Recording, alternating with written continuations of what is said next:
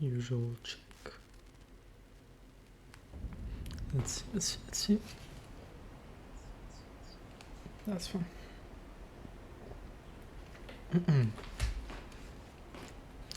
Well, these days I'm trying to play. Trying to play a lot. I'm not trying, but it's just happening, I suppose. And that is nice, because of course, I don't know, I just like playing. So before I actually go there, I want to try. Nah, it's okay. I'll just go there. So I won't probably narrate anything this time either, because still I don't feel necessarily narrating much.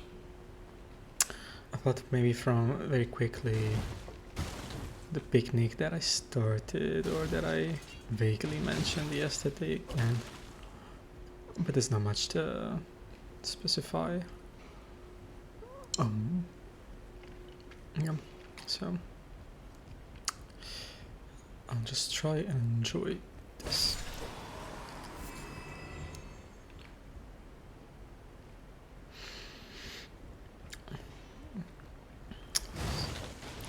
So here I had the opportunity, of course, to use the elevator to reach the capital that we have to reach to become the Elden Lord. But there's this way that is apparently inside the mountain, or up the mountain, that I think people can take if you don't manage to get the medallions for the elevator, I think.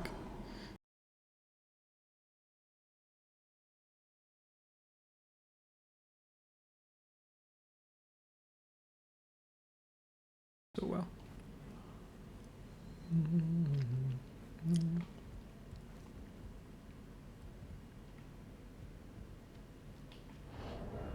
I suppose I can use.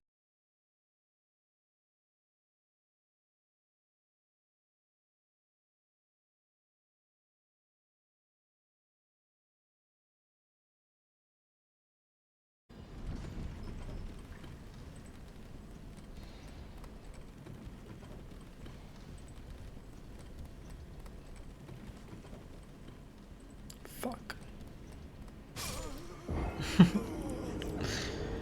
Unlucky, I suppose.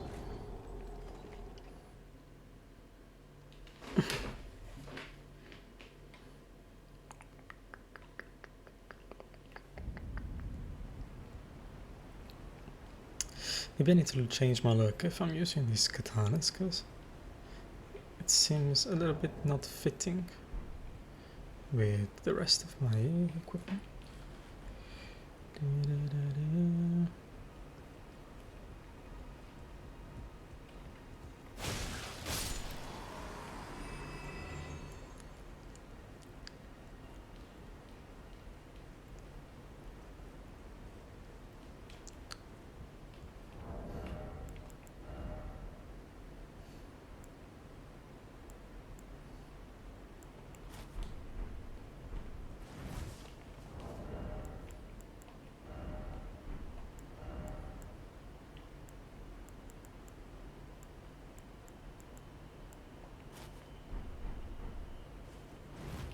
This one was already better, but I'm too heavy, I suppose.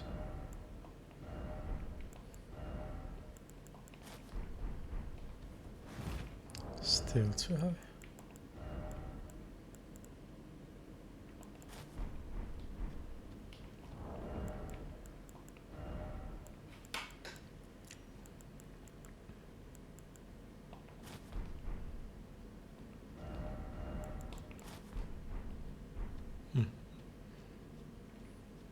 Not perfect, but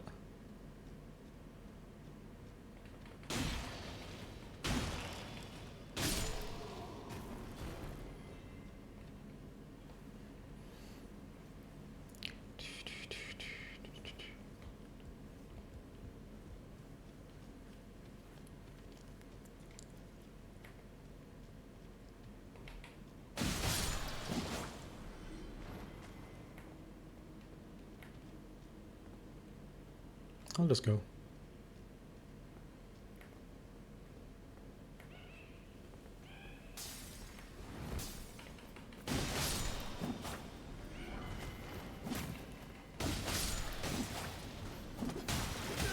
Fuck.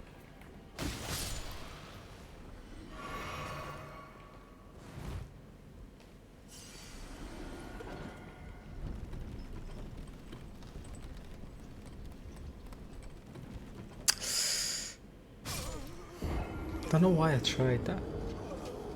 Don't know why. Just for this item and just going crazy. It's gonna be something so useless then.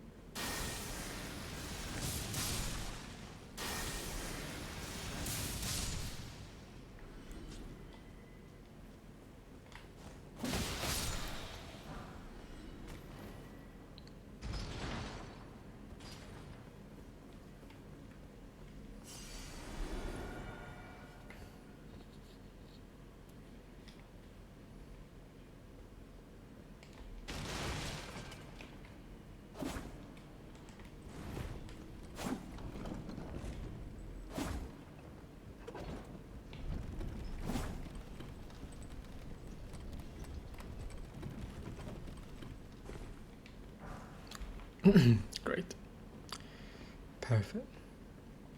Everything I desired for Christmas.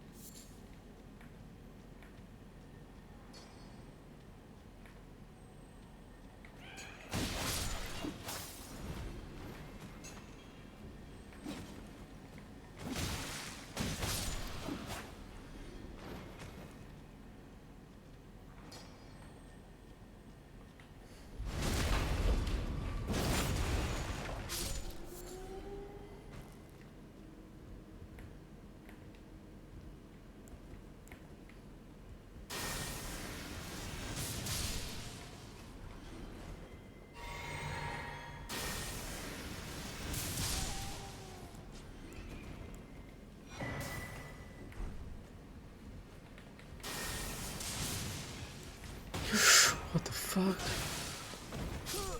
Oh my god.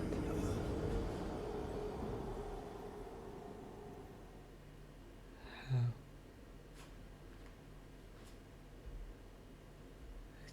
actually jumped.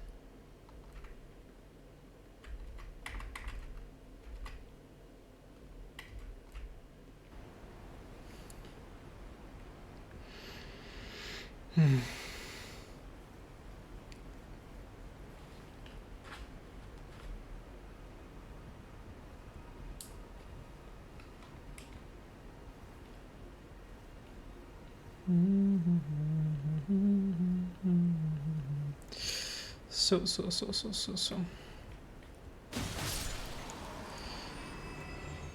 Yeah, I'll just narrate everything from the beginning. So, I basically decided to do this silly surprise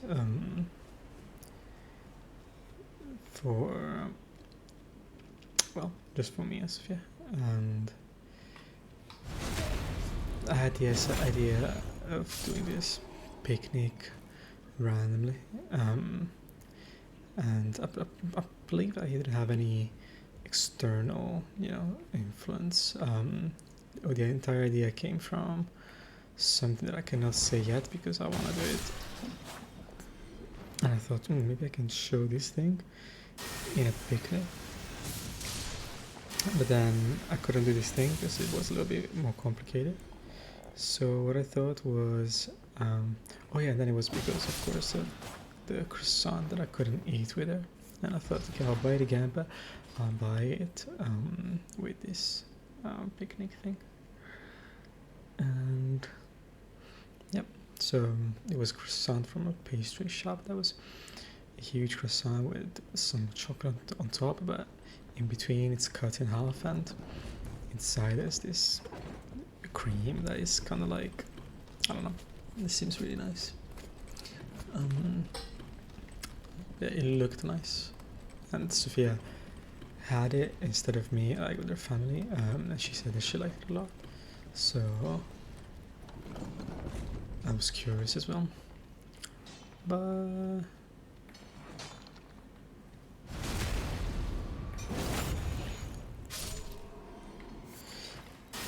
anyway, I thought, okay, let's do this picnic and let's go and buy some stuff first in Mercadona, so in the normal supermarket. So that, I liked the idea of having it as full as possible, like with all things that we like, and just like celebration, right? What you would expect in a Christmas party or some shit like that. At least I wanted to have and give the sensation. And then I would have bought in Utebo, her little village, the actual croissant. At least that was the plan.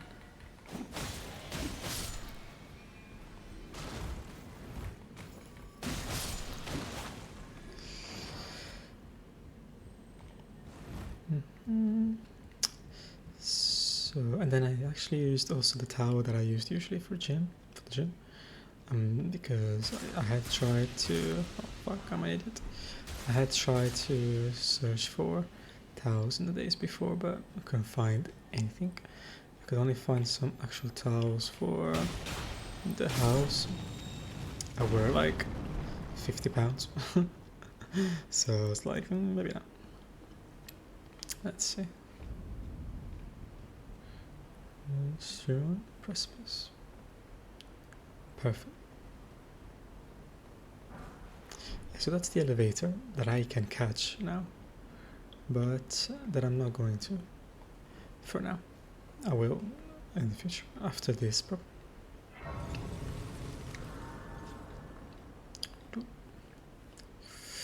I'm not gonna use this 20k, I'm just gonna see if I can survive and keep them. And what I did, I sprayed some of my perfume that smells like the beach, right? The sun cream. And sprayed all over the towel because it is clean, but it smells of the gym and it's disgusting. Then it smelled of my perfume.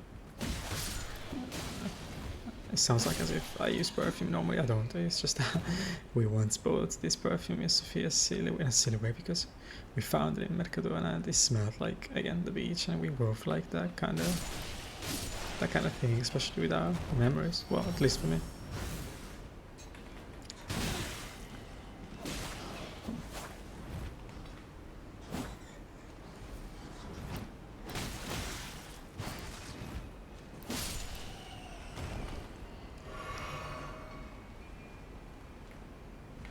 Where is it? Hmm.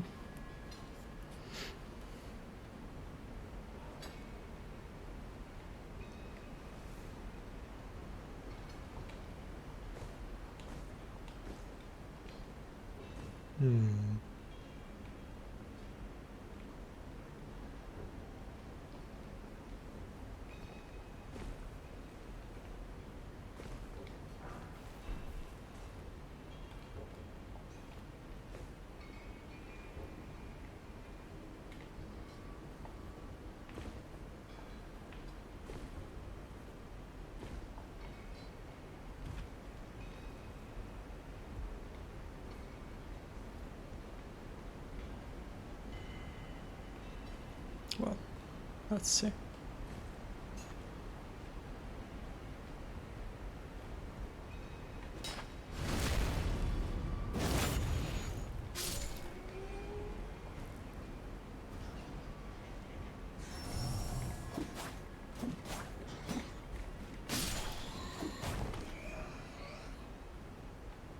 That's all right.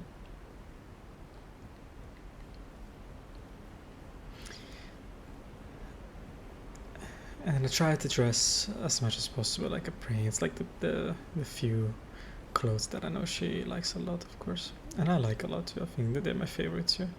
Suppose we have a similar taste in there. Although she probably doesn't like as many things as I do, like some things that I do to myself or that I put on. But who knows?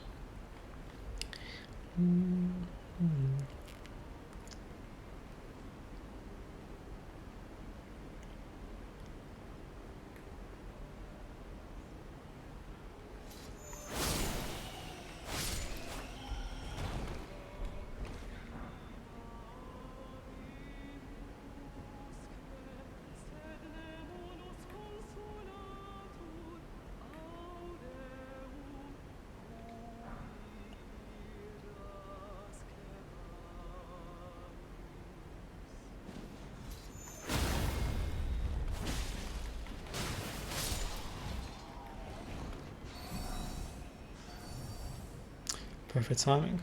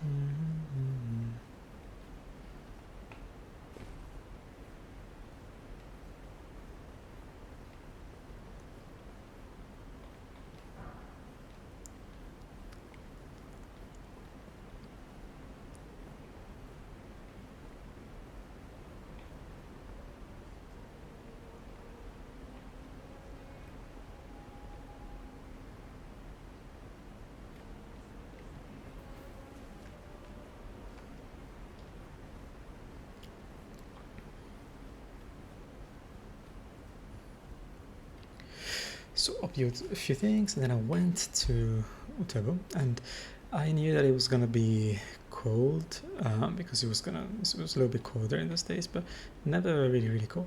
But that day, yesterday, it was so cold, like actually really cold, and for the first time since I've moved here. And of course, I don't check these things before I leave, so I was a little bit freezing, but at the same time, again, I was completely wanted this this inappropriate weather, let's say, for a picnic. Like it had just finished raining and all the grass is completely wet and it's completely cold and stuff. And as I said, it's kind of like a silly way to, you know, as always, express that there's no need to wait for appropriate conditions, or for there's no need to wait for many things, many times. Sometimes, of course, I like to wait, and I think maybe it can be good or wise or not necessary, but yeah, not something bad to wait. But most times I feel like waiting is a little bit used as an excuse, or as a way to narrate things in a less bitter way. Like when people say, yeah, it wasn't my moment or some shit like that.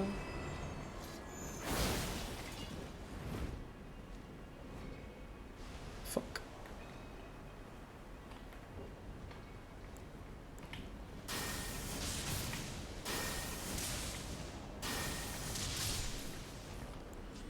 Oh, she has a hat.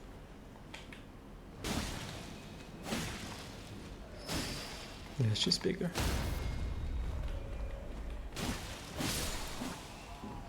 But it's good.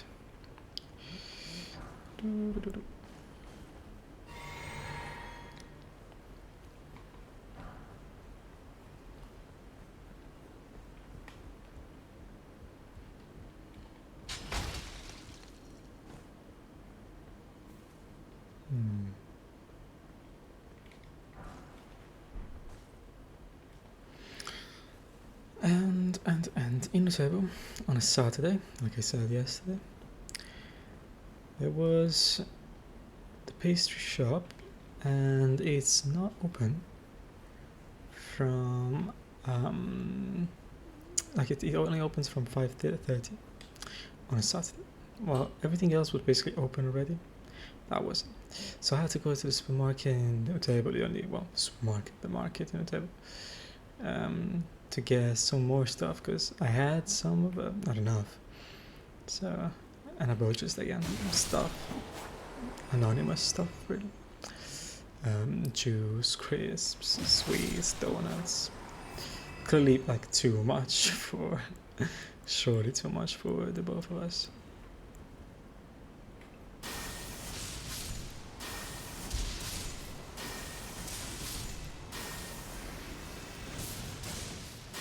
$1,000.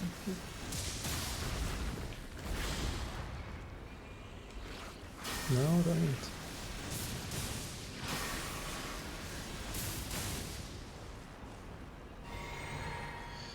Bit of a mess.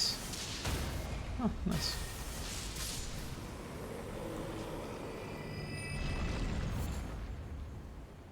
Give me. Whatever it is. Oh, I thought it was gonna be another piece of shit as usual. Serpent stuff. Well. Curved sword fashioned in image of an ancient serpent deity and tool of a forgotten religion practiced in Mount Gelmir. Formerly used to offer up sacrifices, the sword restores HP upon slaying an enemy. Oh. Thank you very much.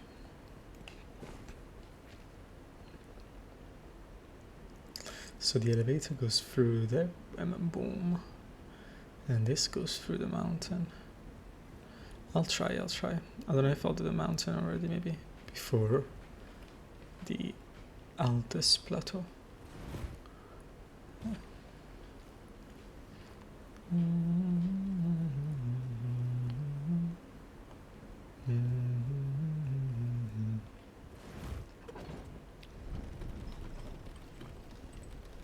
Yeah, I don't like the look of my character now, but it's a little bit to change the weapon stuff, and if the weapons feel a little bit funny, but like fun, but not my favorite, especially the looks.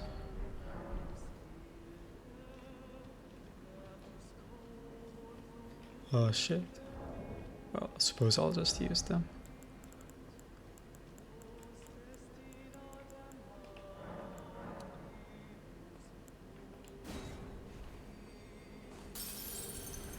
Maybe a little bit too much.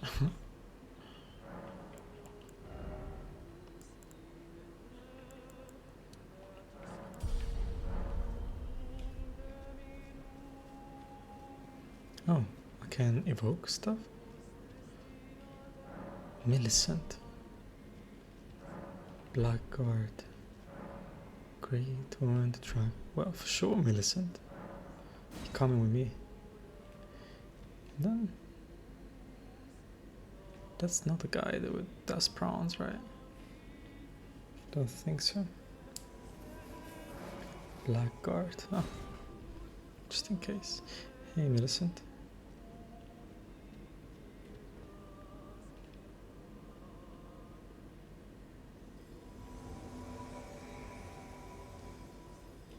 Okay. Who's this guy?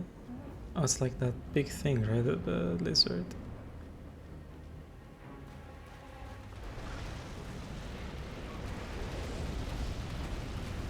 Well.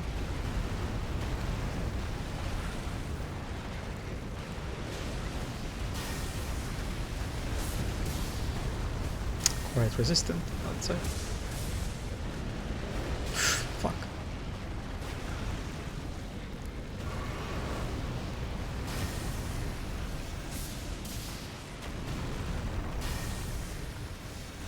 Hey, listen, what are you doing next to me? You scared?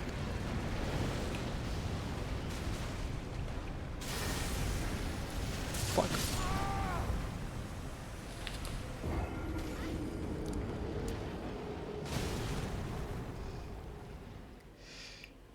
Okay.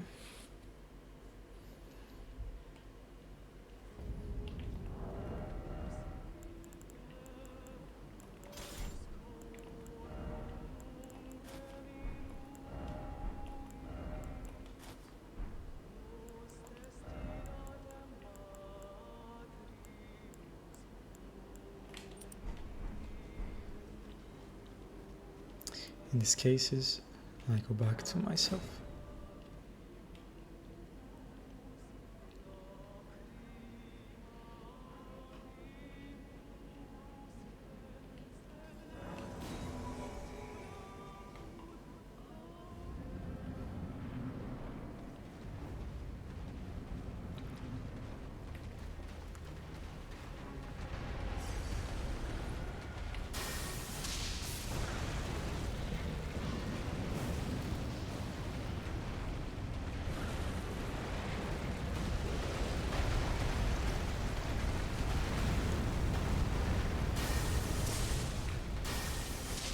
Okay, the luck.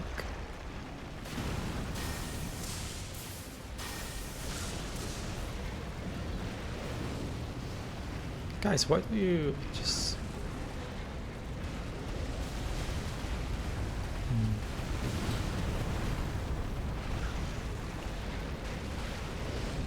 Well... You confuse me a bit, boys.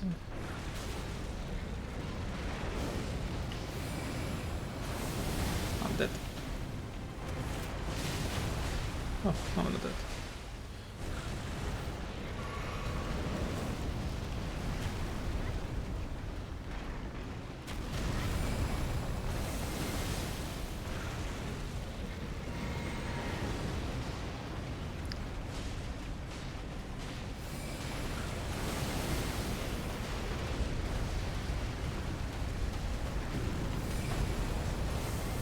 Oh god.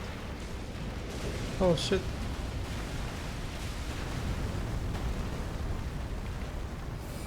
No, don't look at me. Good.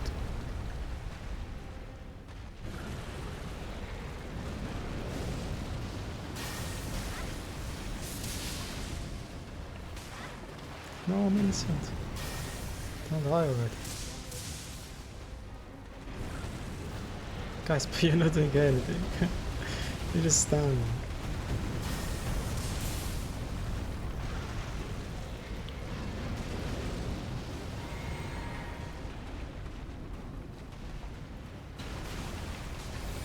Oh shit.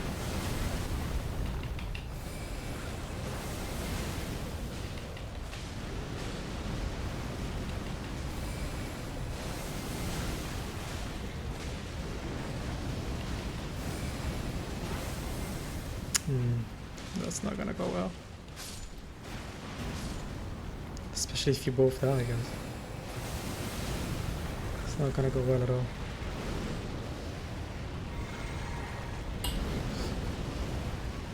Oh, he got mad.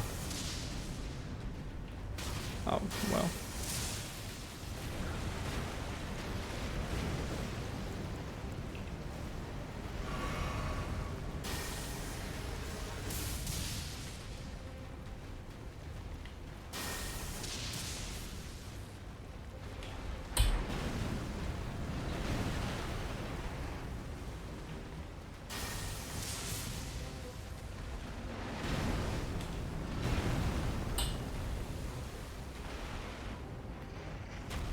What the fuck?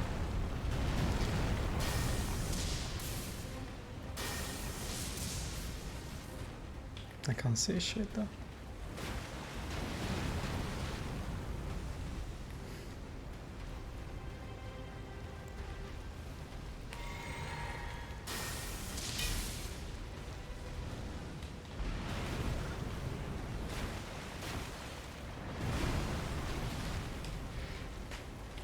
I wish I could see something.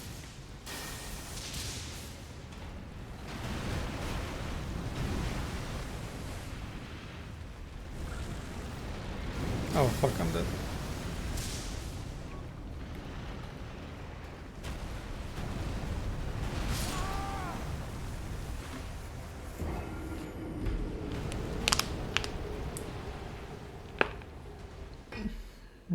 It's a bit of a unfortunate situation.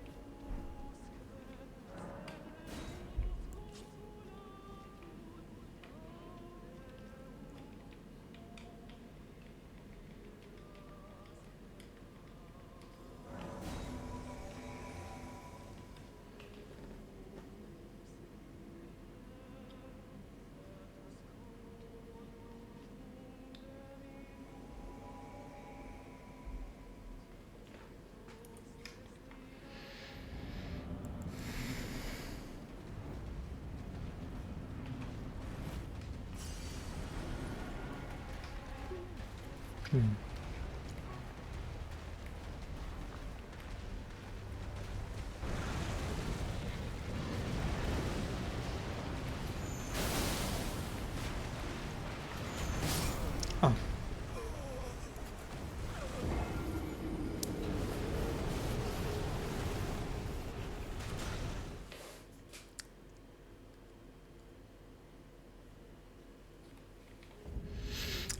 How many bosses have I fought that didn't shot me?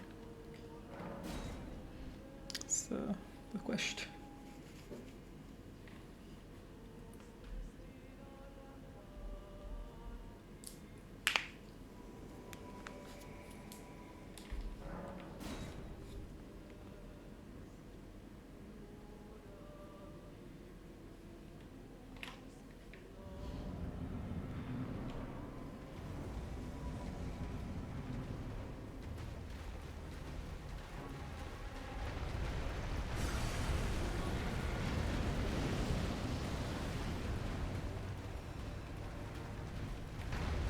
You got this, boys?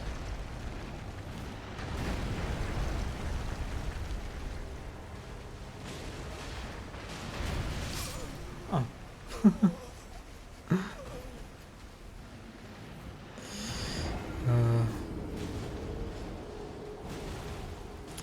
I remember it wasn't so hard for me the first time, but a friend of mine, we had to help him because he couldn't go past this thing.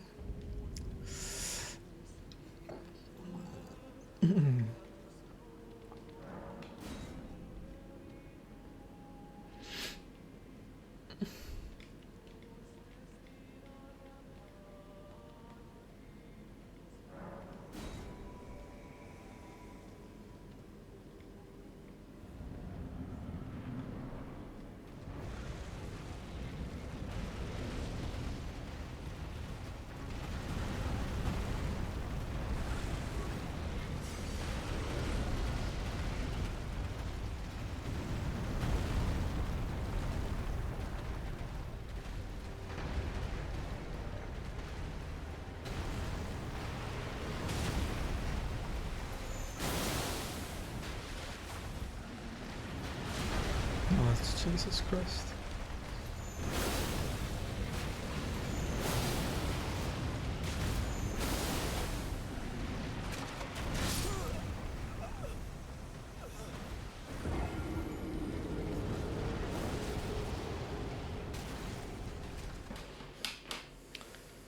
We're gonna do this very quickly, I think.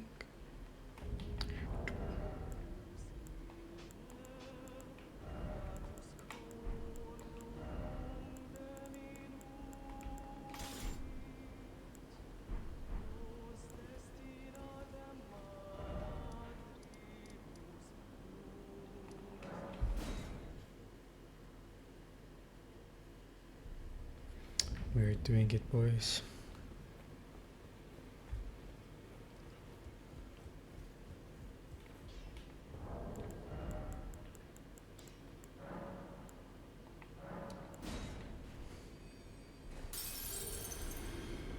Greetings, are you here for spirit?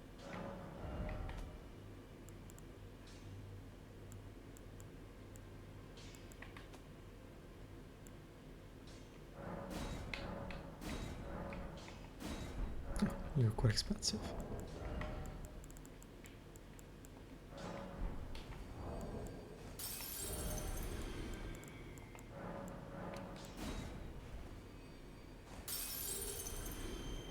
Greetings, are you here for spirit? Jesus Christ.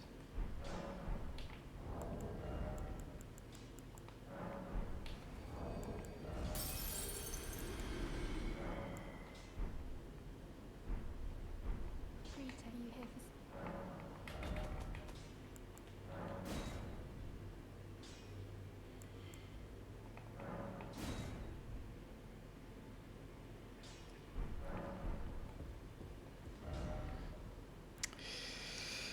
Yeah, it's fine. I don't need to, you know, try anything crazy and be like, oh yeah, I can do this and that, bows like this. I don't give a fuck, honestly. With some bosses, yeah, I would like to, but this, oh. This one, come on.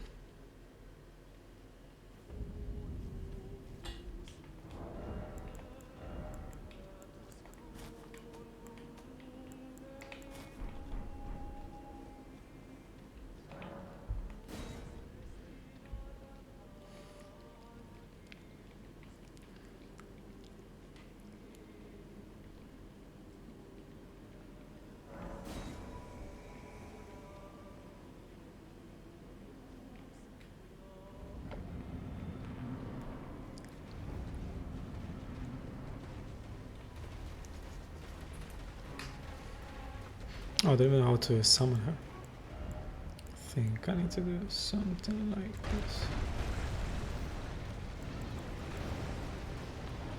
And I'll just put you here. Get away from my baby girls.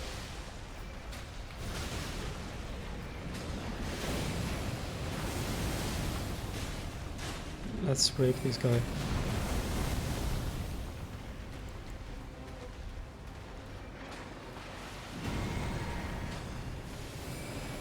My little archer. My little Legolas. Giving her best.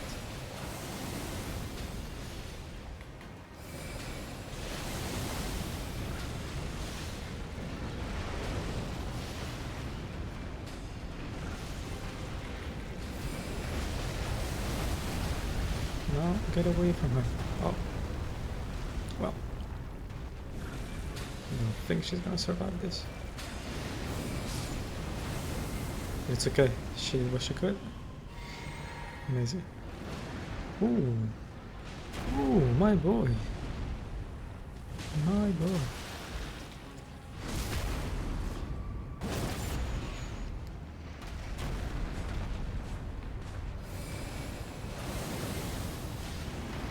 Oh, of course. One hit and we're home. One hit and we go home.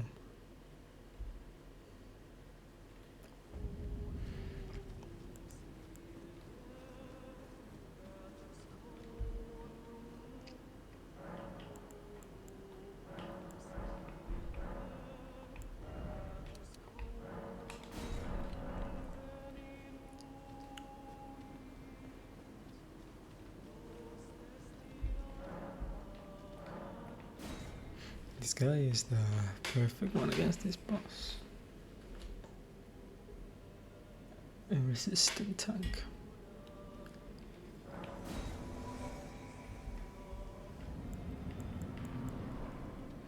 Okay, baby, I'll just put you here. Don't overdo it.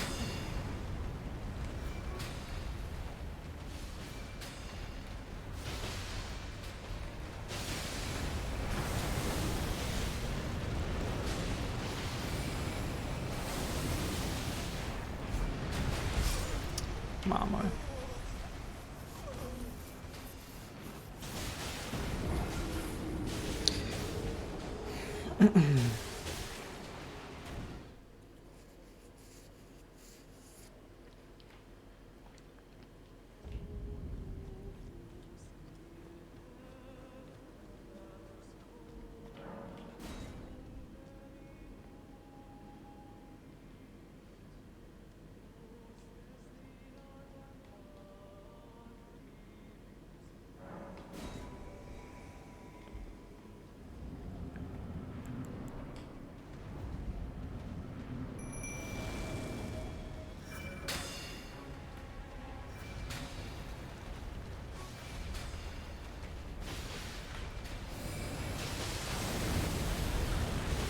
Exactly, this way.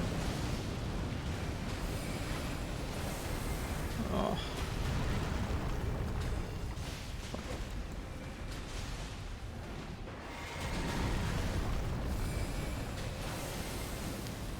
Bombard him, bombard him. Bombard the bitch.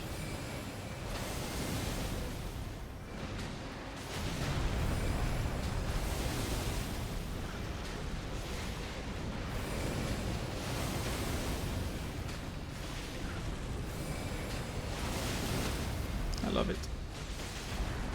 I love it, love it, love it. 9,000. 10k.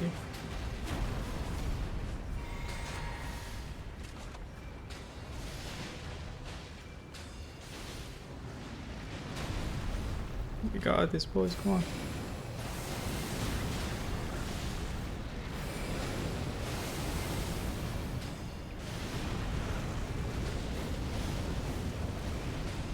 Easy, Laterna, easy. Oh, fuck.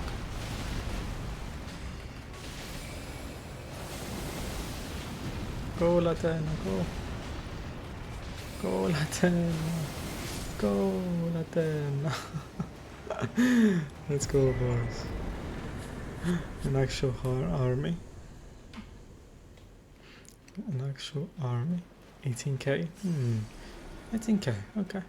Radogan, that was a piece of shit. Easy as fuck. 80. This guy, impossible to do on your own. Nah. Okay, Laterna. Don't know when I'm gonna use you again, but in a while now.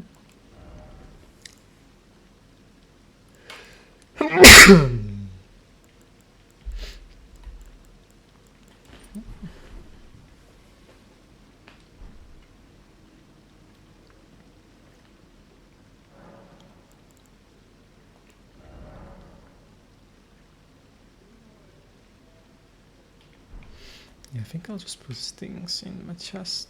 I don't have to carry them around with me. I'm not gonna use them anyway.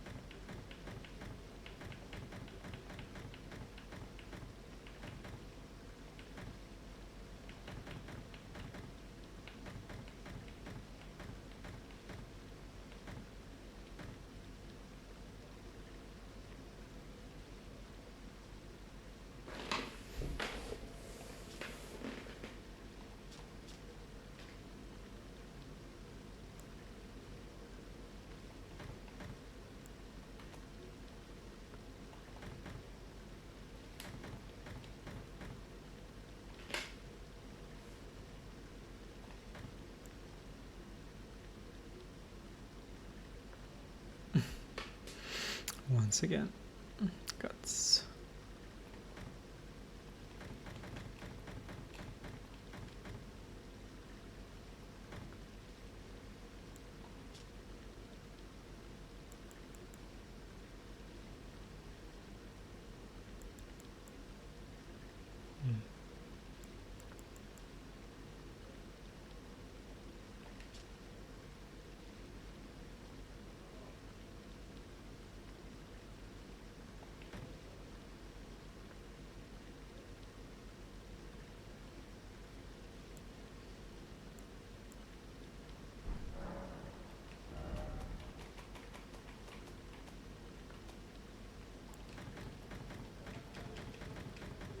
Oh, this game has shields, man. Crazy.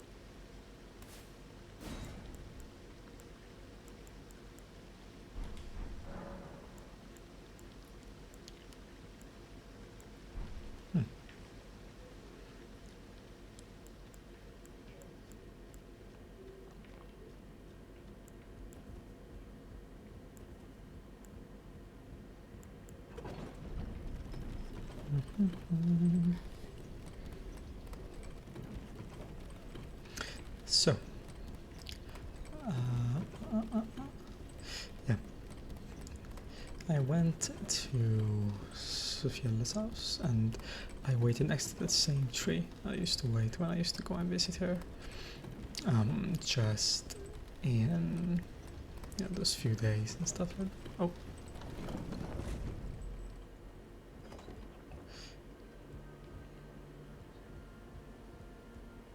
Okay. Altus Plateau. So the elevator indeed gets us to Altus Plateau, but not to the mountain there, which is that way. So I can actually take the elevator. I think I will. I'll check the area a bit around here and then I'll take the elevator. Oh.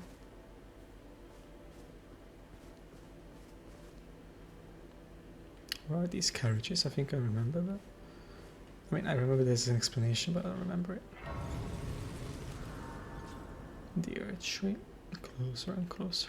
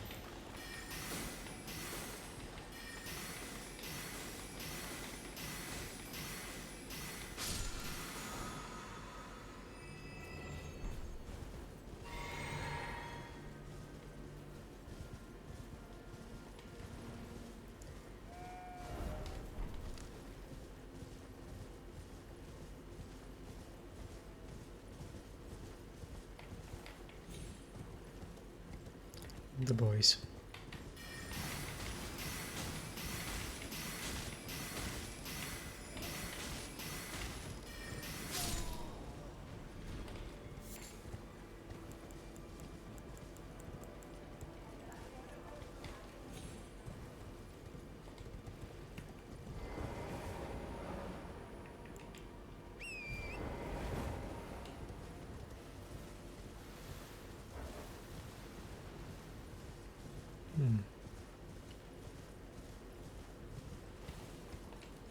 So yeah, I went there and waited next to that silly tree. And I think it's the same tree where I used to wait for her when I used to go and visit her sometimes. Well, the few times I went. And I usually had soap bubbles with me, blowing bubbles. But this time I didn't. And this time I didn't feel anything like, like that feeling that you have to go, that you soon have to go. None of that shit.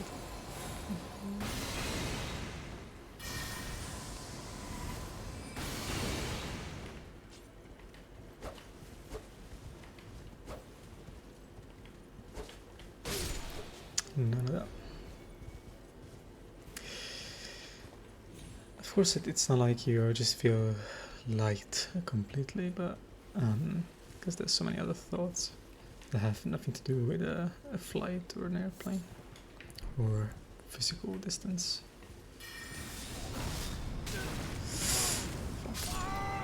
I just jumped in it, I suppose.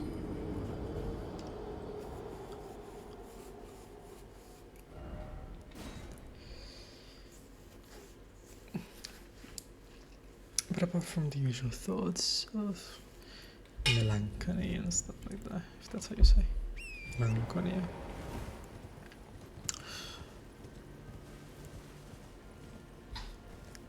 I felt cold and thrilled by, of course, the possible reaction that Sophia could have to, once again, another one of those silly surprises.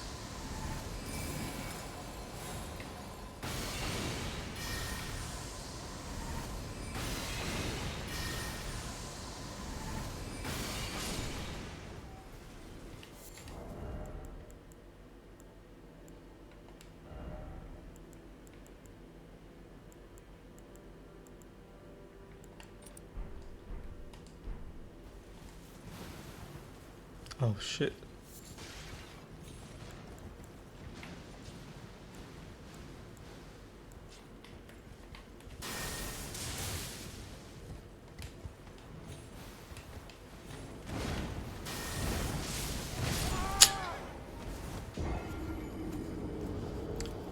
Not 2, 3.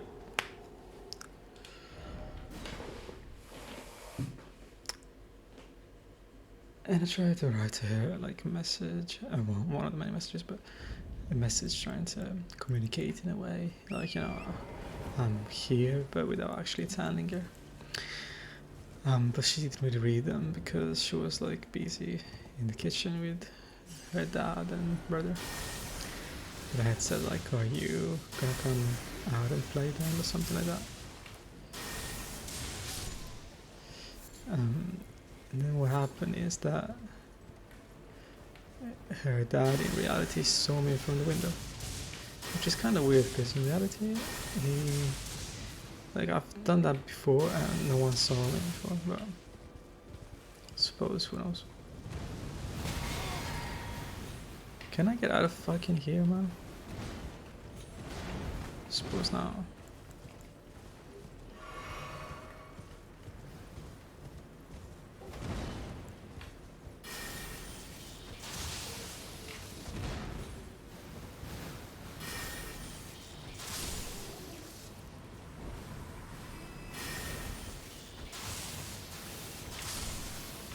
Oh, that's fun.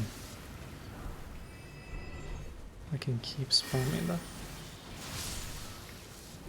Crazy.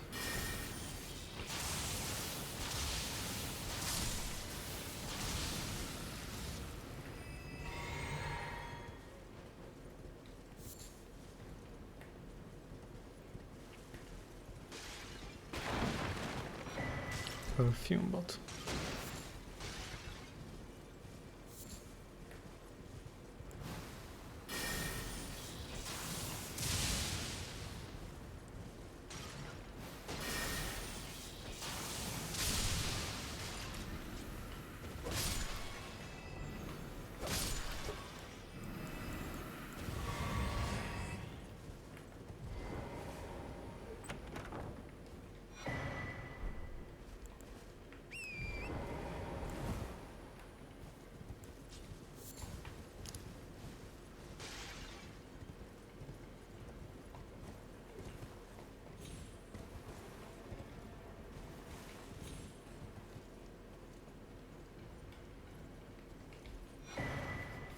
Okay. Nice plants. And the actual place itself with these like weird machines, weird containers is pretty cute. As usual. Cute, beautiful, wonderful, all these things as always. Look at this guy.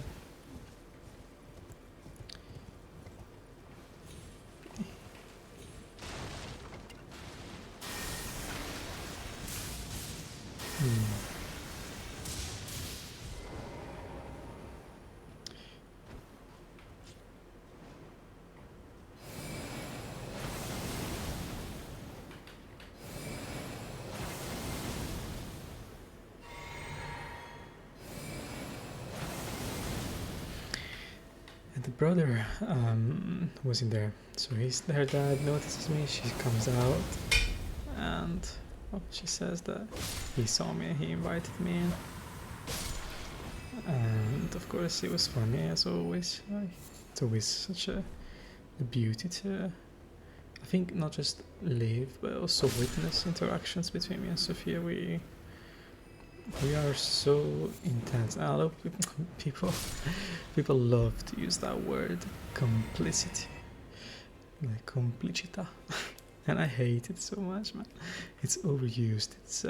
I've hated it since I was little. Like I used to still live in Italy, and some of the people in my college, they were already using that, the girls especially, and it killed me. Because it felt so silly. It felt so forced. It felt so put into their mouth. Like it's something that they put in your mouth all of a sudden. Of course, all our words, everything is always put in our mouth and our brains, but there are very different things, very different shades, very different ways, and that one felt like a little bit of a rape. And maybe the sensation of mine is completely misled and completely wrong. But that's how it felt, and that's and now what is not wrong or misled is the fact that people overuse that for real. Like everyone uses that to express something that is incredibly delicate, incredibly essential, of course, for many relationships. Not all of them, I think, but for some of them, and something that is essential, but it doesn't have to be. Something that seems almost necessary, but it doesn't have to be, in my opinion, of course. And me and Sophia, we have that kind of something that you could call complicity, but I wouldn't call it like that. I would just call it a harmony that is more, or like you could even use feeling, like in the past, you would say there's a certain feeling between the two, but there's a continuity. There is an understanding. There is something that is not part of. It's like she's not my accomplice. She's not my accomplice. So that's kind of hard to describe without falling in the commonplaces, but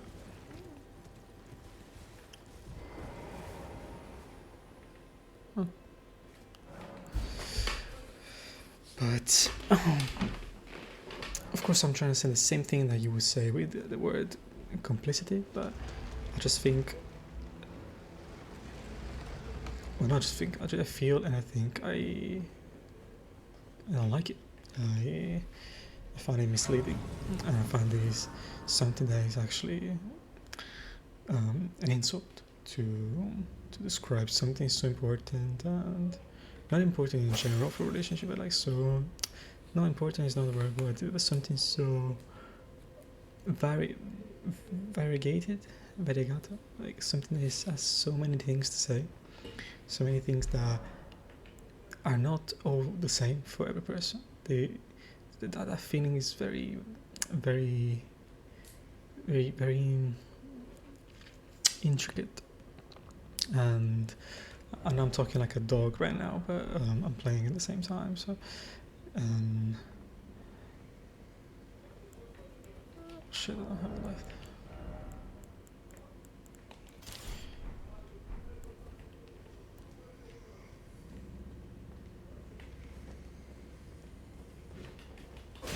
Oh, long time no see. So yeah, I think that people just say that, and of course they right away describe something which many people seem to understand and to agree with, and that's, I suppose, good. If it's something that simplifies communication in some way for some people, that's fine. But at the same time, when you talk about these things, especially with maybe some of the closest people to you, or you describing it to an audience that doesn't need simplifying, then why using that word? And just mainly that, and then move on.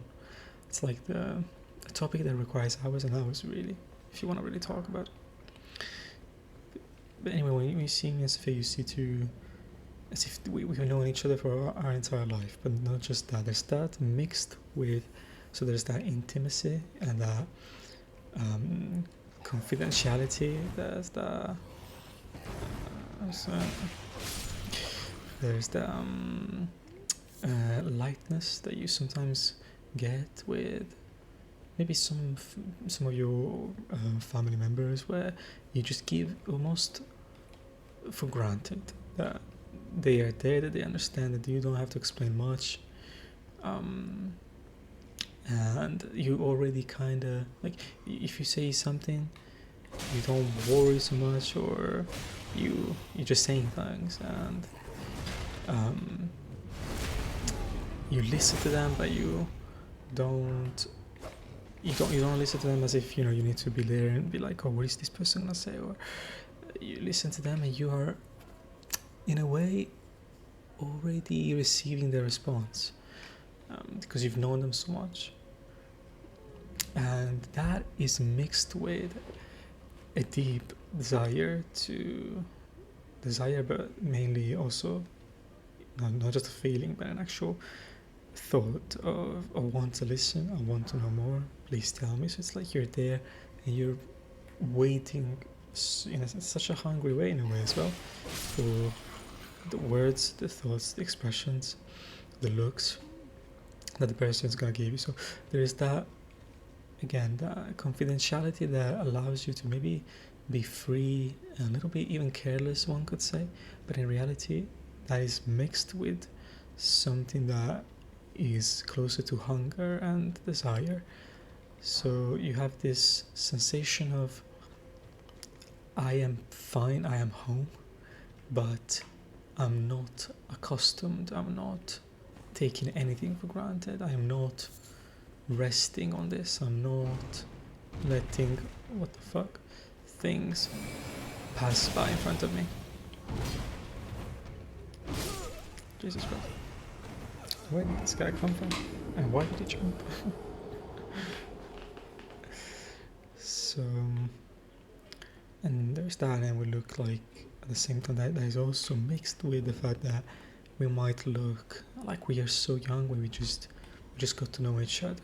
Like when you're smiling all the time, you're looking at each other and you're looking in the eyes of the other person, and it seems like you feel like you're looking at something that warms you from the inside and fills you up, right? It's like that look of, oh, what am I getting? Like, what is this nice surprise that I'm getting next?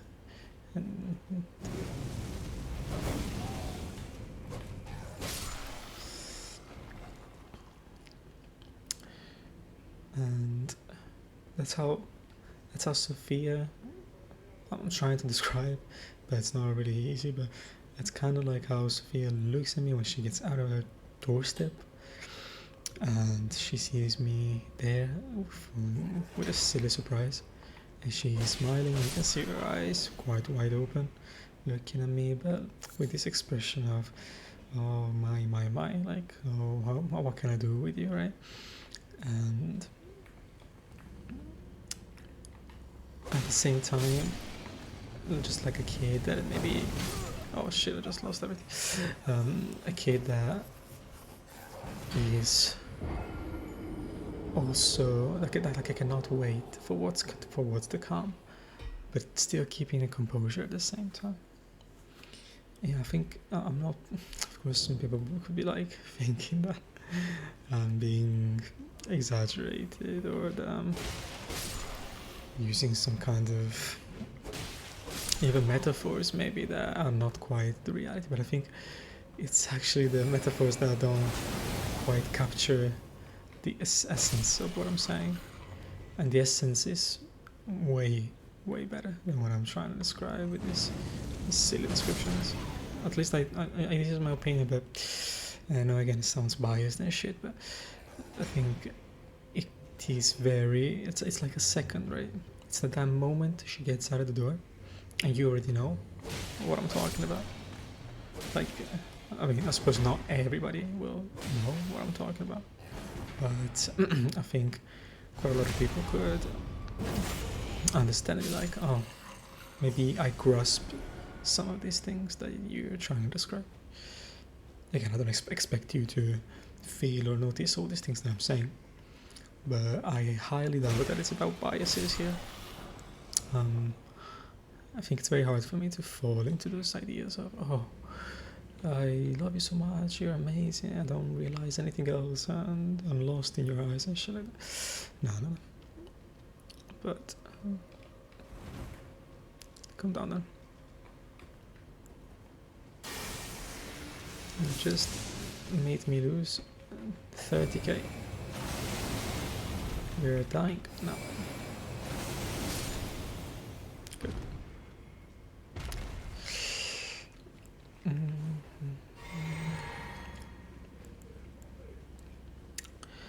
So she comes out, she tells me, oh, you can enter, my dad said, and blah blah blah blah blah. So I enter in, and I said, oh no, but you know, it's a surprise. Just like a surprise. Like, yeah, it's okay. So I'm not gonna describe exactly how the conversation was, because again, as I said, I just did. The description of the conversation is what I just did before this. It's just a reportage of the words, but I'm not gonna try and describe something that is so incredible. And I'm not gonna do that on my own myself. And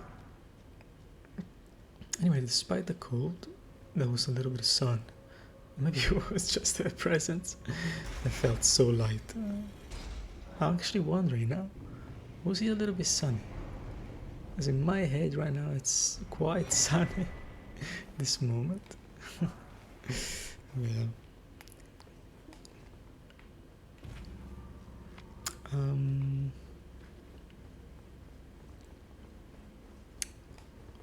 Let's see who's behind here a second.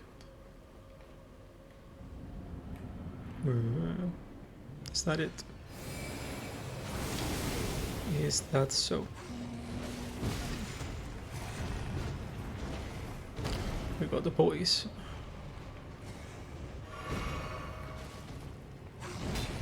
And he got protected. Beautiful. This is what I wanted. I'm dead.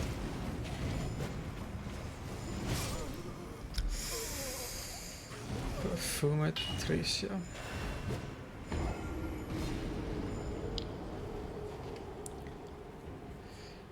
I entered the house, and there's finally a brother. I meet him for the first time, and he seems intrigued a bit now.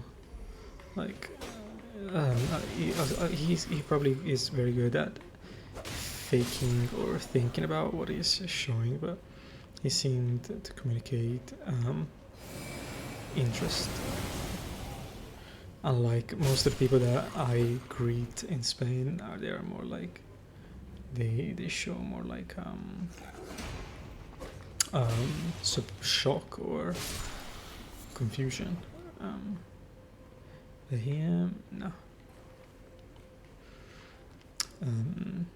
But again, it's not like I can just read people. It's just trying to describe things so that people can imagine, right? But yeah, I'm not here to analyze their psyche. And then we talked a bit. Sophia's dad made a silly comment about my backpack, saying, "Oh, we're going to school." I was like, "No, it's a surprise. Don't touch." Because I had all my stuff for the picnic, and it was quite full, right? And quite full, I mean, I couldn't fit anything else. Oh shit.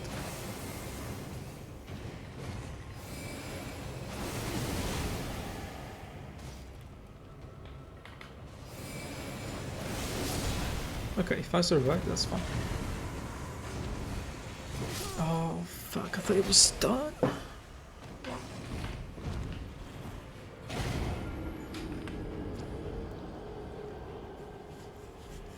So, her dad leaves the room after some minutes, and then I say, yeah, in reality we have so many tastes in common. It's like, oh really? Let's see. It's like, yeah. And Sophia as well joining the conversation. Oh fuck this TV. The TV made my game block.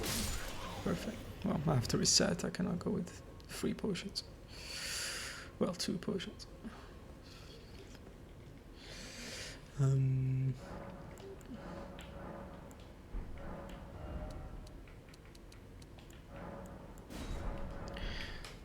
yeah,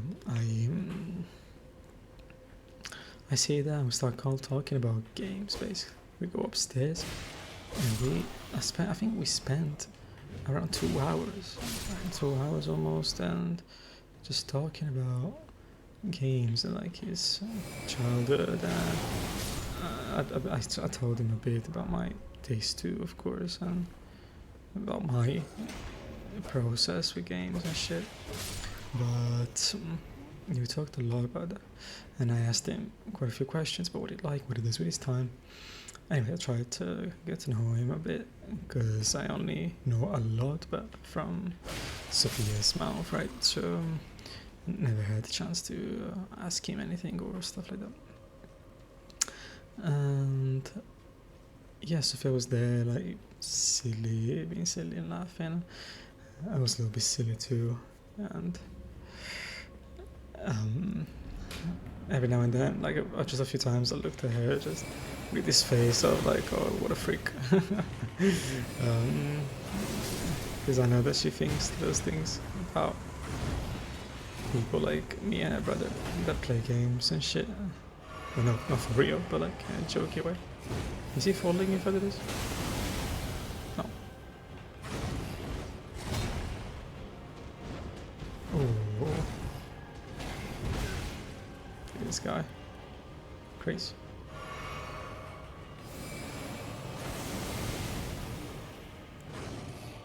What the fuck is that? What kind of jump is that? Oh, one shot it. Nice. My favorite. My favorite plate of the day. So, yeah, he tells me his taste. He's into racing and RPGs and shooters. He played most of his life these games. And top one game, Final Fantasy IX. Second, it was some racing game thing from his childhood. Sekiro, third place. So like just From Software titles were the only exceptions to all the other games that were basically from his childhood. Oh, second place was Pokemon Platinum.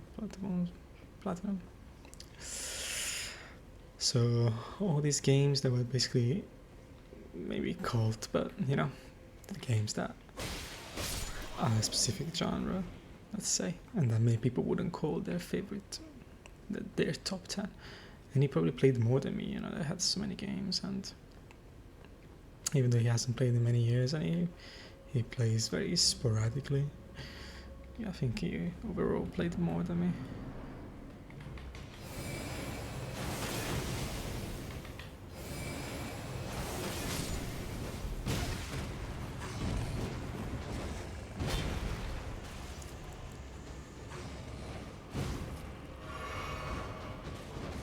Oh, fuck me, man.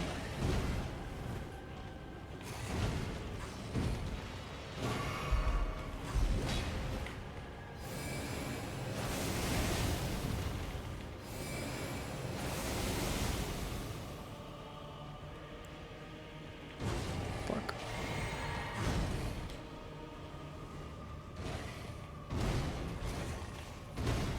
Okay. Oh my. Mamma mia.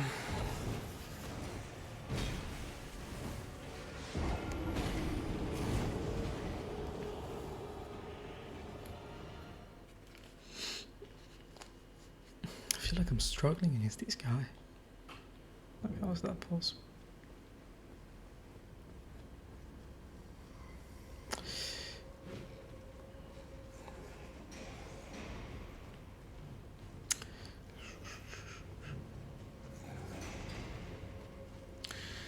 And yeah, he seemed like a nice guy because I told him as well, I was like, you know, your top 10 is like, it's very sentimental, it's like, it's very yours, like, it's more about your taste, got nothing to do with how good a game is or stuff like that. And of course, to me that's normality. It should be always like that, but many people are obsessed with quality and oh, this game is important for this reason, blah blah blah. Myself, for example, I don't have a top 10. He had it and he was like, I have a top 10 of what I like. I have it written on my phone and I know it by heart. And he had these little comments of, you know, someone that cares a lot about stuff. And he took some of his games or his old games and or copies of old games that he sold once, to put them in glass cases and just to put them around his house one day. So he actually is like a little bit of a collectionist. I mean, he had a lot of crazy shit, like Demon Souls for PS3, like collection edition, like 2 copies, one to keep it, one to open it. It's like he had Final Fantasy 4 for Game Boy with the Yoshitaka Mano cover that I liked a lot, and some old Pokemon shit. He still had a functioning Game Boy that he's still using to play the PSP and stuff. He told me what like to buy the PSP when he was young. He sold so many Game Boys, so many Yu-Gi-Oh cards that like he sold them for nothing. That of course are valued way more nowadays.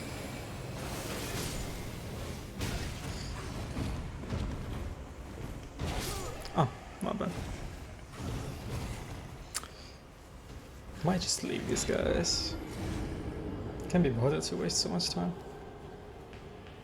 Well, I'll just try and kill them and then get away.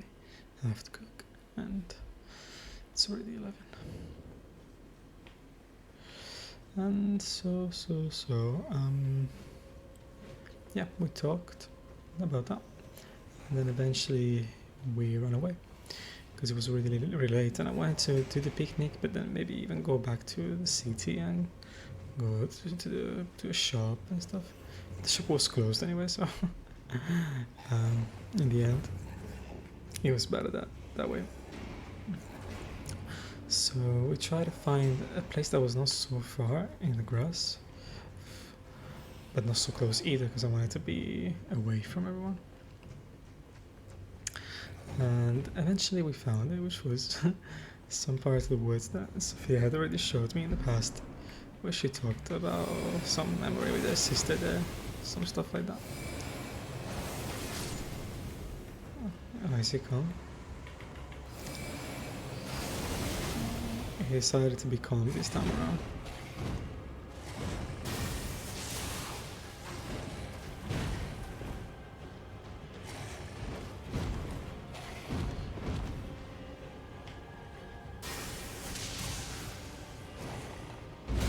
What the fuck?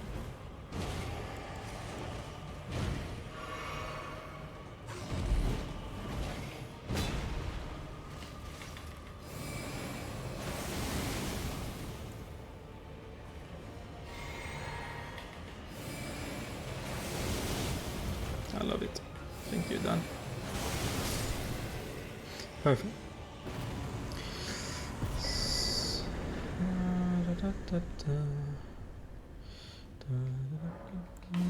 9,000. Perfect. Worth it. So we got there, and we got there laughing so much. We laughed and laughed and made so many comments about her brother and the freakies and their life, the married life, because the brother married and he's soon having a kid, and he was reading this book on how to be a mom, and then a book about Hidetaka Miyazaki of these actual games from software. He was loving the book about Hidetaka Miyazaki, but he was hating the Ser Mama book. And yeah, he was telling us how he would read one chapter that to make his girlfriend happy, and well, his wife happy, and then go back to read the book he wanted. And to us, it sounds so crazy, so out of reality, but at the same time very real. Because for us, it's like, how can you be like that to each other? Like, how can you hide these feelings or put up with these feelings, man? Like, there's such an harmony between us where, well, there's a lot to say, but basically, like, if Sophia likes something, I don't need to fake interest. I don't need any of that. I either have a lot of interest, or if I don't, which doesn't happen, but if it happens, I just fucking say it. I say, what the fuck is this shit? So for example, like, I don't know, if there's something that she likes and it's very shit, which I haven't really spotted yet, but if it happens, I just say, okay, cool, I want to know a lot, you tell me a lot, but then it's not like I'm gonna force myself to like it or to be part of it. Maybe I would even be like, no, I don't like this shit. I don't want to have any more interest in it. Another okay. So yeah, for us it's kind of like that, and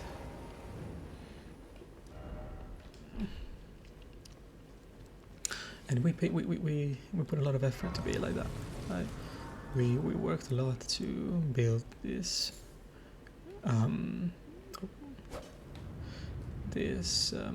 trust, and not trust, but like this depth of interest, like to learn what interest is, to discuss what interest is, talked and discussed and reflected on things and took some decisions. These people, they just make things so unnecessarily complicated and twisted. Like, it's crazy. Of course, this is just one of the many examples. Like, even the fact that he doesn't play anymore much, it's almost surely because of the girlfriend that doesn't want him to play.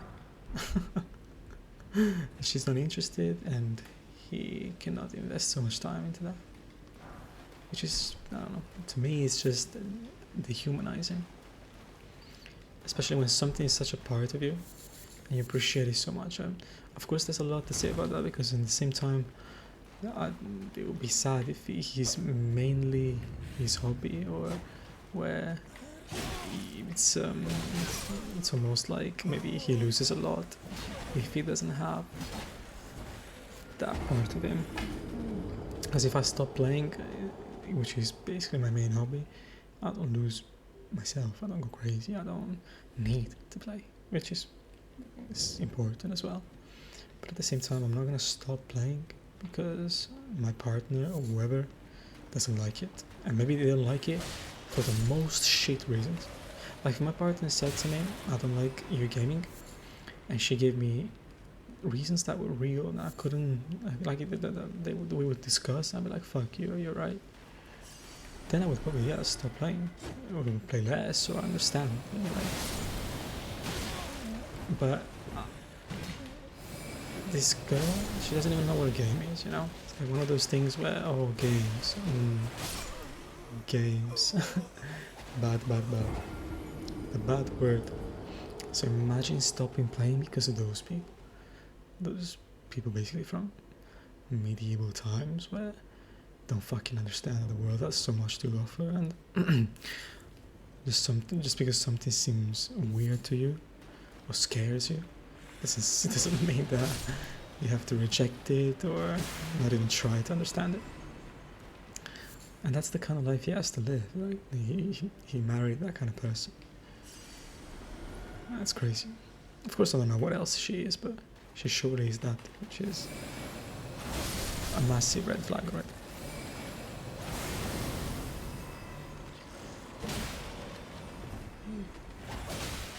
Yo.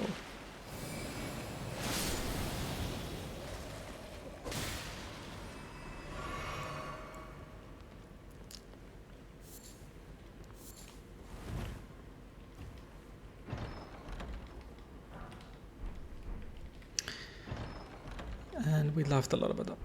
A lot. And we sang a bit.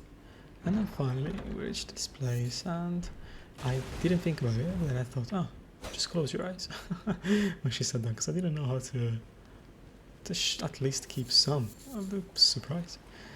And I thought, yeah, if you can just sit down and close your eyes. And I tried, of course, as usual, to confuse the waters, I would say.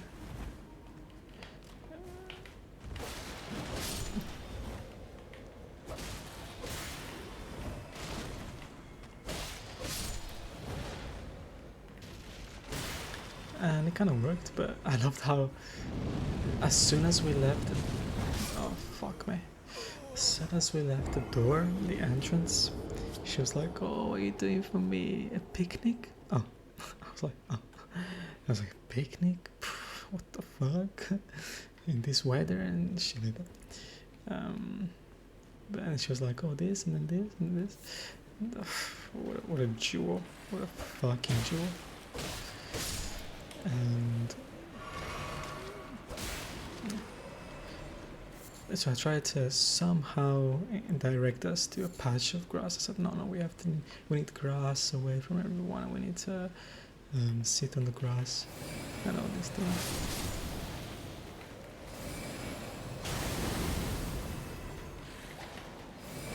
My luck.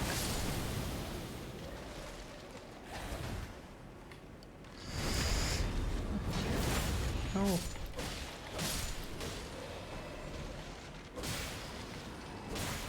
Okay. And she closes her eyes, and I take the stuff out, and she's like, "Oh, what did you buy? What is this? Is it biscuits or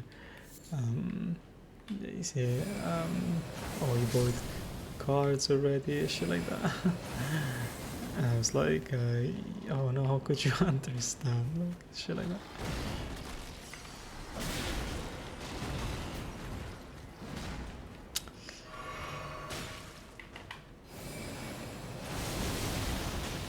Yo, this guy.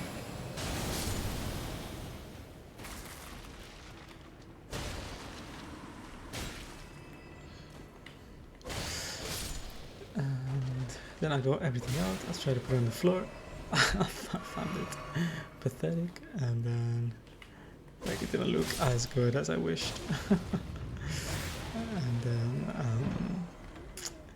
yeah, she opened her eyes, and I had put the Milky, the little bird, the sweets and everything, the music box of Final Fantasy IV, theme of love, and she seemed thrilled, but who knows, maybe she was a little bit disappointed, because who knows what she would hope for or think of or anything like that.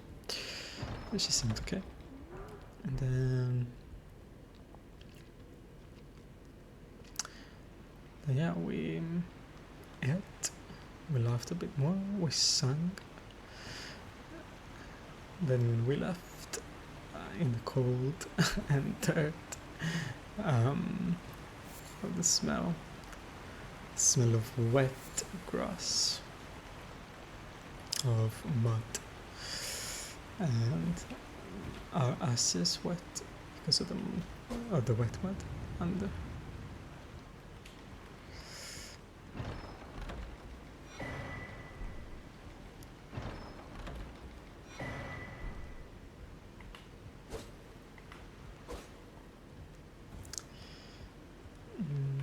And when we left, we kept on like singing and laughing about things, these kind of topics, talking about living together, living in Utebo or Zaragoza. Looked at the fields, the sun. She sang with the birds. Oh, always this guy.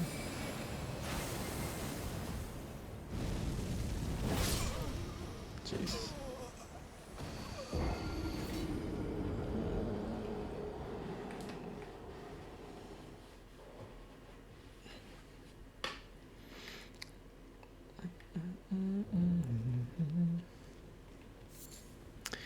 And psychopaths around the way back, staring at us being so young and happy and full. And yeah, I mean, there's so many details, like the little river that forms in the tunnel because all the water that accumulates because of the rain. So the shit pueblo she lives in.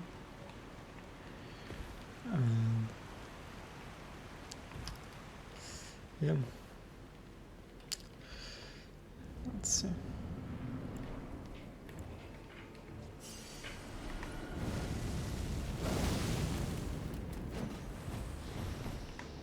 shit.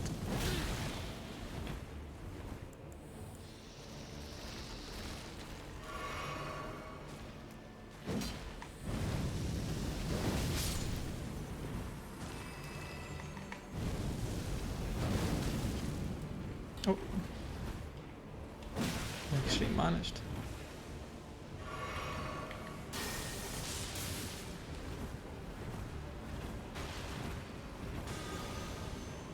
Oh shit. That's interesting.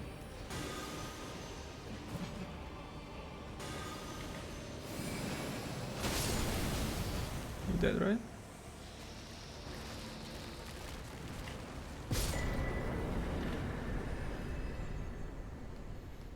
Okay.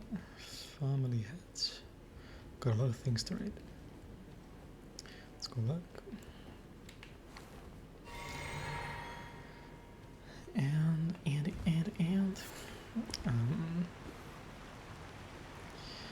yeah, we went to buy sugar and salt for her dad, and that was very funny too, because oh shit, I should have not done this. He's fucking invisible.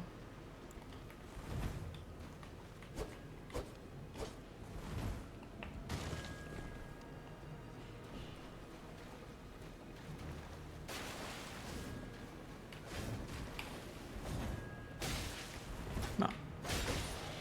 What are you talking about, ma?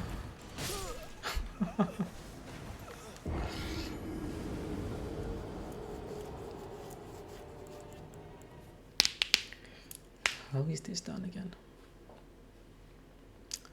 Because I do not remember.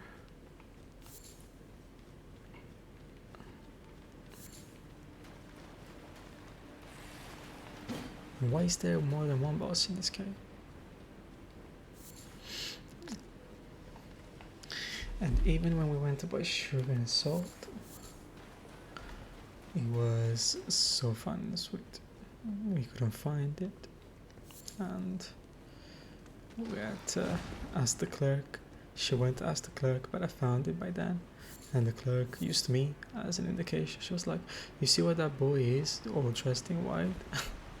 It's there." I was like, "Yeah, it's there." So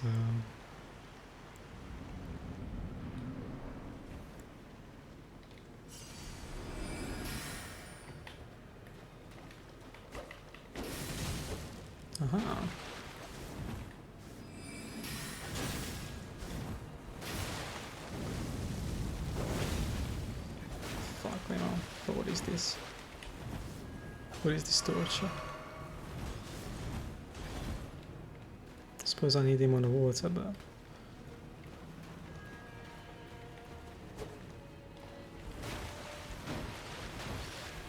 nah, it's too hard. No, it's impossible. Especially because, okay, I attack him, I hit him, but then, what about that?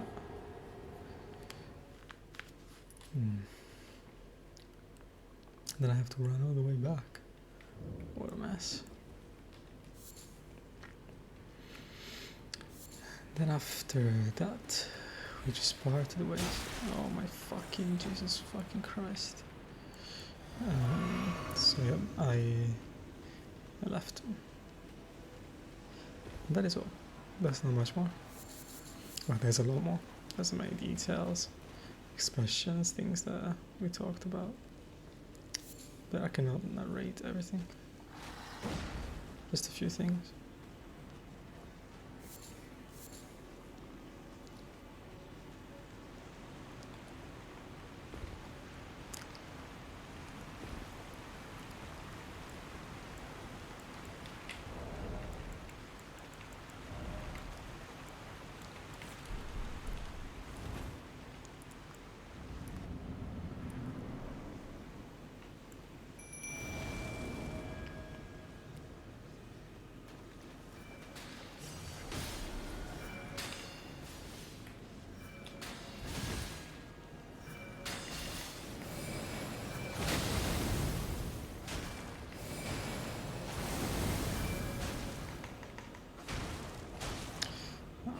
I didn't play so well.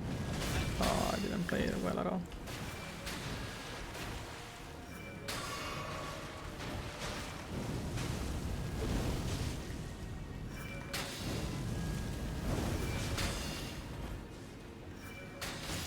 Go, Latenna, go. Oh, no, Latenna, I'm sorry. We got him, Latenna. Thanks to you. Thanks, you crippled body. Thank you.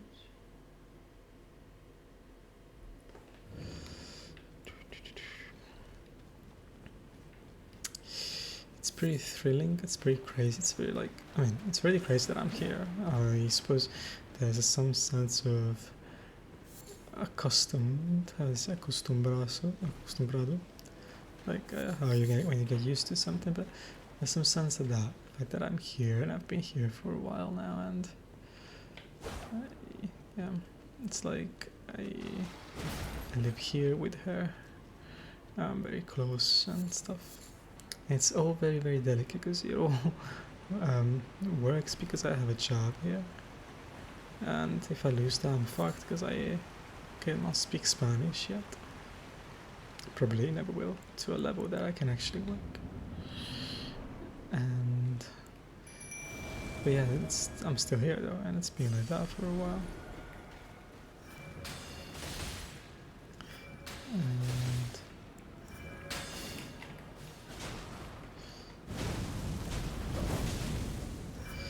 it's thrilling because probably we will go and live soon together as well.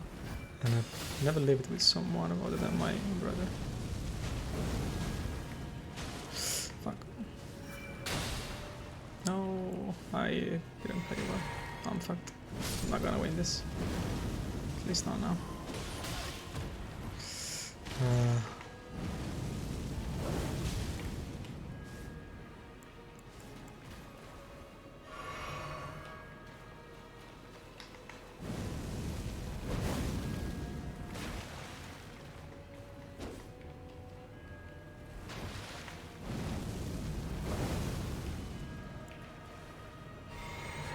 Oh, okay.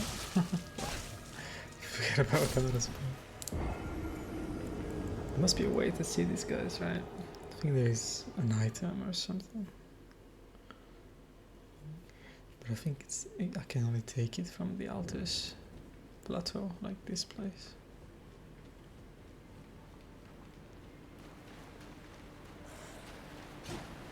Like exploring the areas.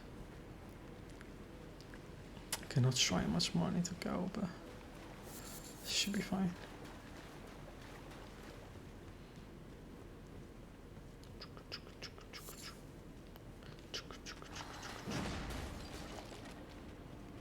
Latenna, tu mi spruzzi d'amore. Se la mia dolce Latenna, Latenna. I have so much mana.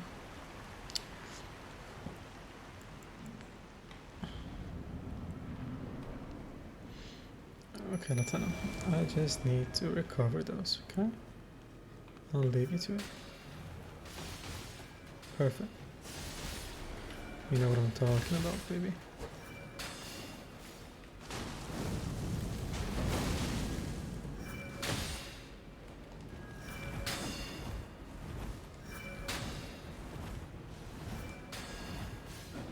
Oh my Jesus fucking Christ. What's the meaning of this?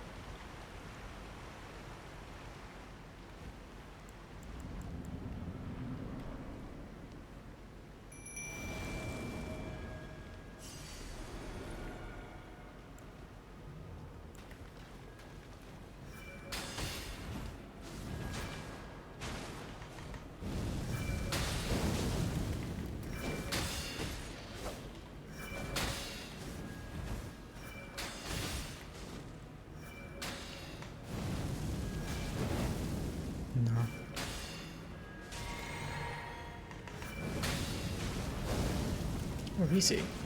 If he's attacking now?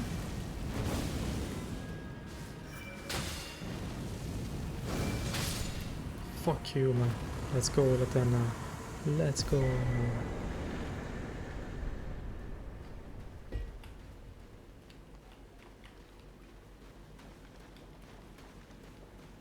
Perfect.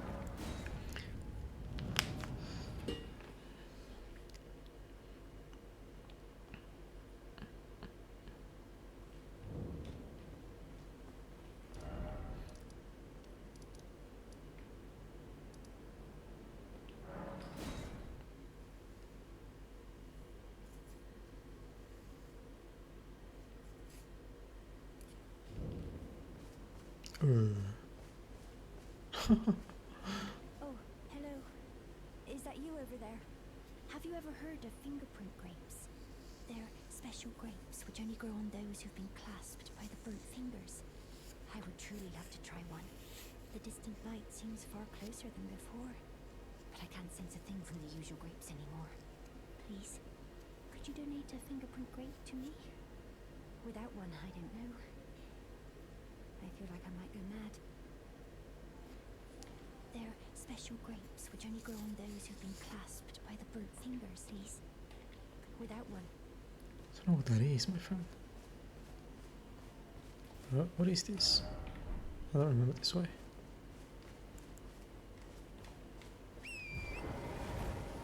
Okay. Well. I just wanted to go to the elevator.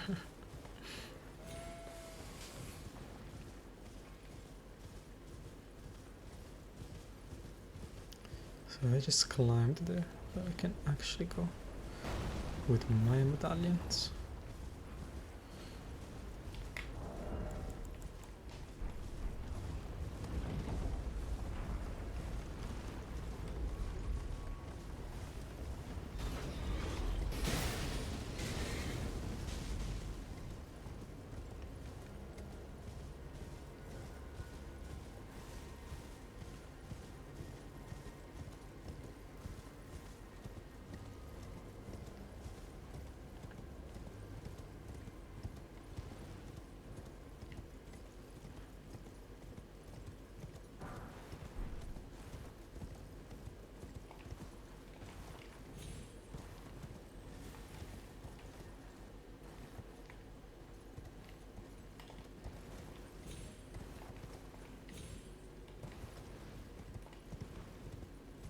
The earth tree roots.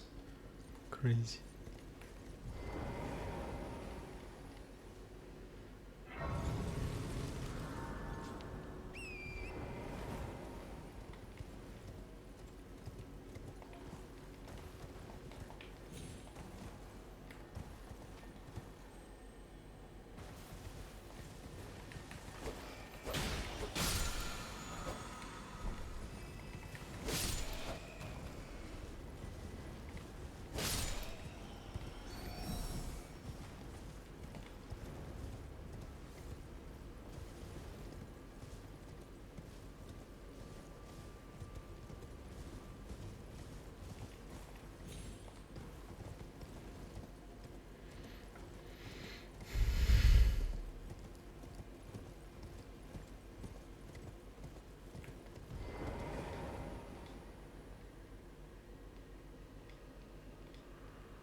Hmm.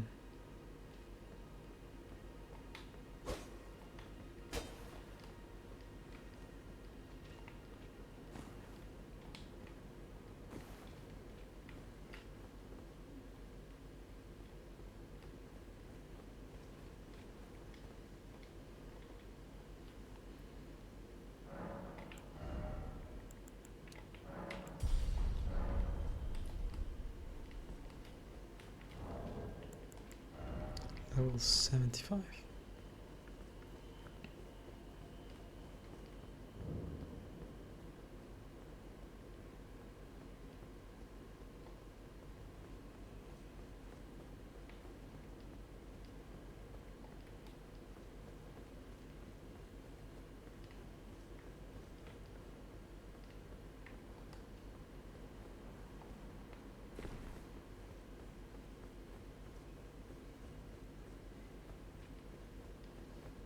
The sky is already golden.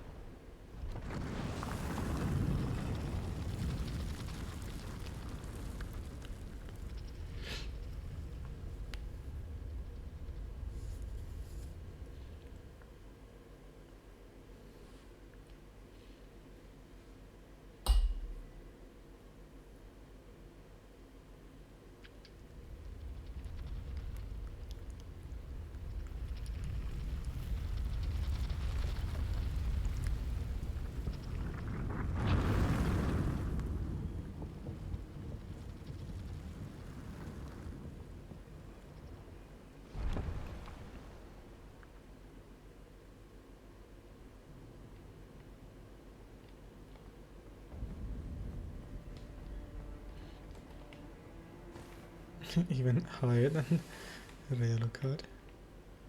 The air tree. Closest ever.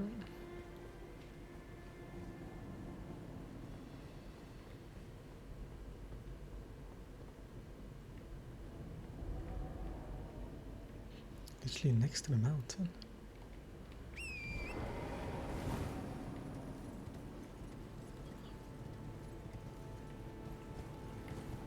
You're not gonna attack me, boys, are you?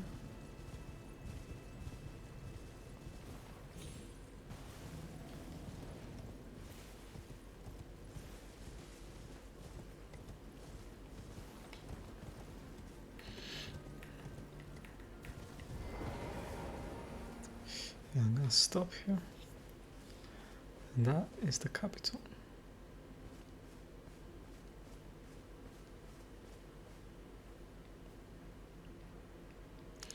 What a world. Let's read a few things. So, I got this.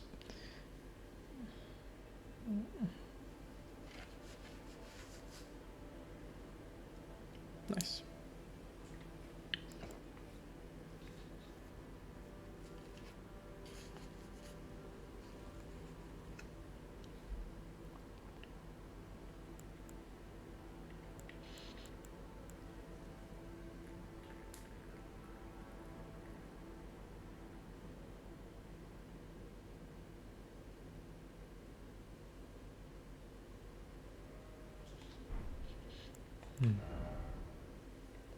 Don't understand shit.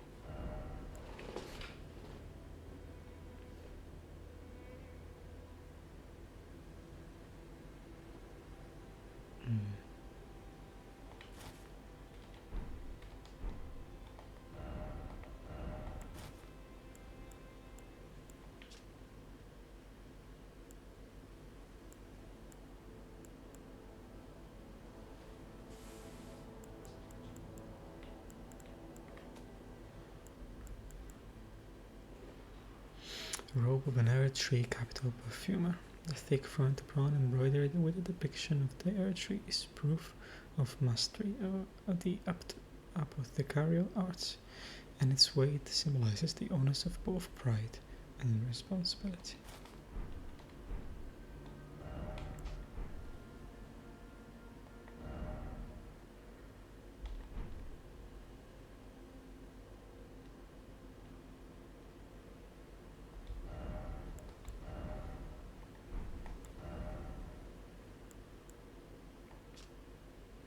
Robe worn by the Omen Killers, butchers of twisted conscience. Its thick apron is worn in remembrance of Rollo, the progenitor of the Omen Killers and a perfumer of antiquity. Oh. Okay.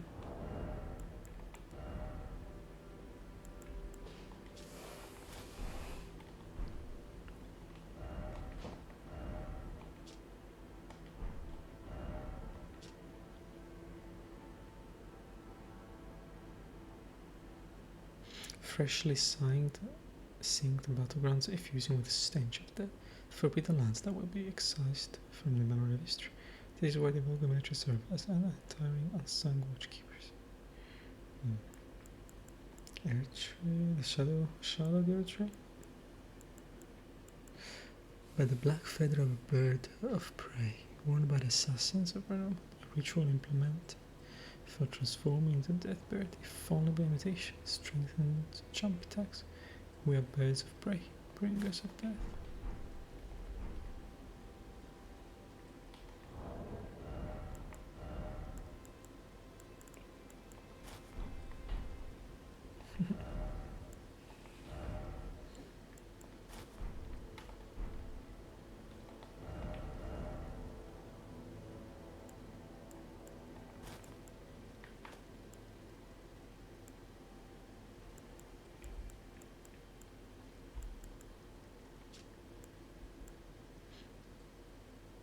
In times past, the role of perfumer was much respected, a blessed apothecary in the eyes of many. But after entering the battlefields of the shattering, they performed no such role, trading their aromatics for poisons and explosives.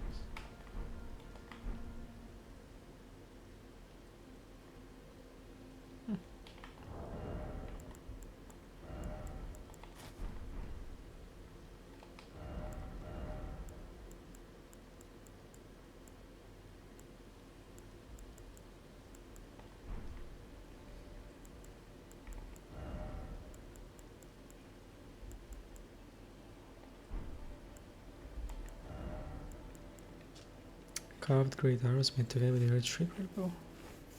These are imbued with an outsworn incantation. Raise potency of arts employing perfume. Talisman depicting a set of perfume bottles. Raises potency of art employed. There are gardens known only to the perfumers, whether hidden in the fringes of the highlands or obscured by shadows and side caves. The flowers blossom in secret, waiting to impart their scent. Talisman put together from dark cloth with a lustrous sheen completely conceals the wearer's presence while crouching at a distance from foes.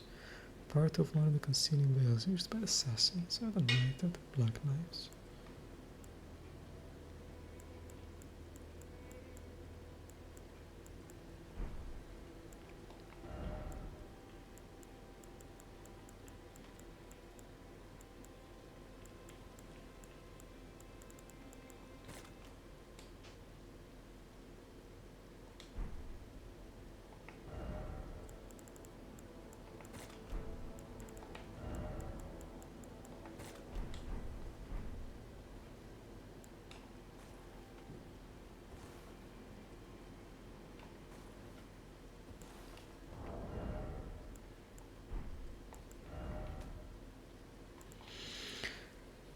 Trisha was once known as a hero who dedicated her efforts to treating misbegotten, omen, and all those seen as impure.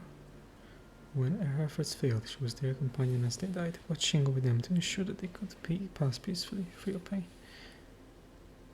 A tale akin to the origins of the deathbed companions. Scene 3, show up.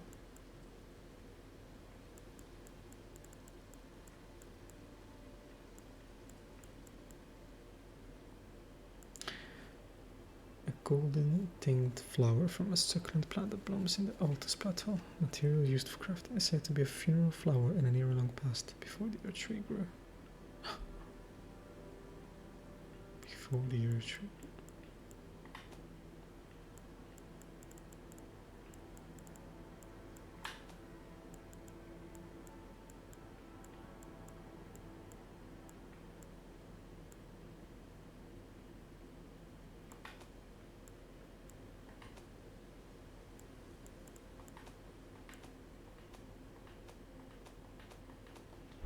Well, that's it. Suppose next time